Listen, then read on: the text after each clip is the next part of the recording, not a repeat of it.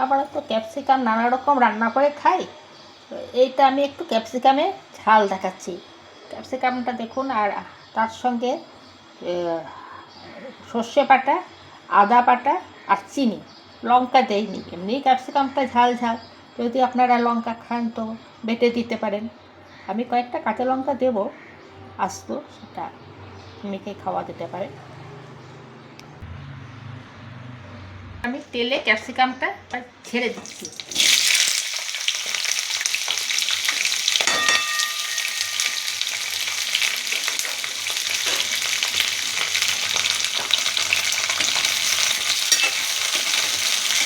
ক্যাপসিকামটাকে এবারে একটু ভাজা ভাজা করতে হবে, না ভেজে রান্না করা যাবে না।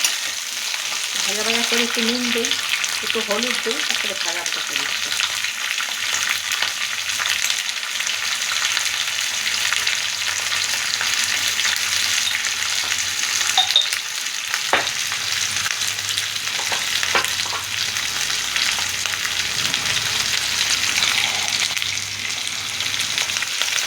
একটু হলুদ দিলাম, এবার এটা ভাজবো।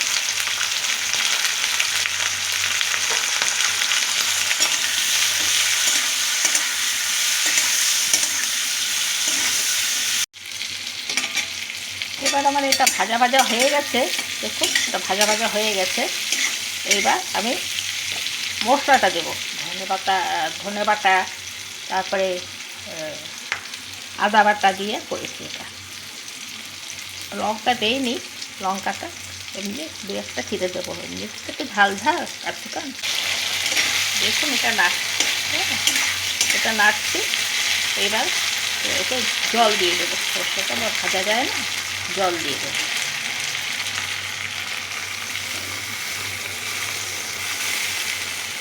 জল দিয়েছি, এবার ঢাকা দিয়েছি।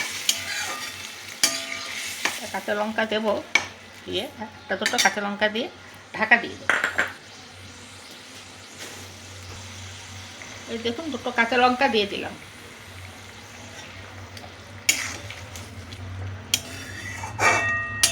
এবার এটা ঢেকে দেব।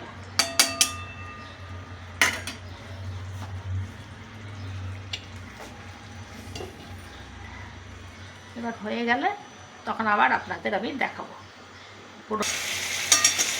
এবার দেখুন আমার প্রায়টা হয়ে এসছে, একটু পরে নামিয়ে আপনাদের আবার আমি দেখাবো। এবার আমি নামাবো, একদম তৈরি, তেল বেরিয়ে গেছে, এবার নামাবো। আমার রান্নাটা দেখুন, যদি আপনাদের ভালো লাগে আপনারা খেয়ে আমাকে কমেন্ট করবেন রান্নাটা কীরকম হয়েছে। লাইক, সাবস্ক্রাইব এবং শেয়ার করে দেবেন।